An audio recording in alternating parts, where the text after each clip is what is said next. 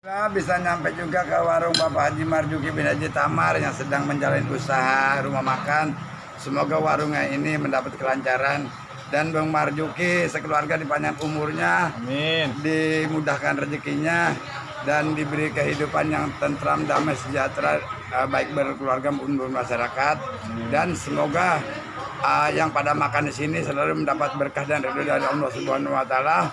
Kalau memang ada yang kurang sehat supaya disehatkan badannya, kalau ada yang sumpek supaya dihilangin kesumpekannya dan selalu mendapat perlindungan dari Allah Subhanahu wa taala. Dan apa yang Bang Marjuki jalankan semoga dilancarkan oleh Allah Subhanahu wa taala dan diberi perlindungan baik Bang Marjuki dan keluarga maupun yang pada makan di sini, biar supaya mendapat syafaat dan mendapat dari Allah Subhanahu wa taala. Amin. Al-Fatihah bil qabul wa tamamil kulli suli wa ma'mul wa sallallahu alaihi wa sallam fidini wa duwana wa la fiatan kulli syar jalibatan kulli khairil wali ahbabina wali walidina walidina masin wa min fidini ma'luf talafiyati wa lana ta'ala hajuna li qulubana wa qul ibana ma'du qalu da wala fi liman illa min atina imtihan bi sayyidina walidina anna wa rasulina sallallahu alaihi wa sallam Muhammad ibn Abdullah sallallahu alaihi wa sallam. Fatihah.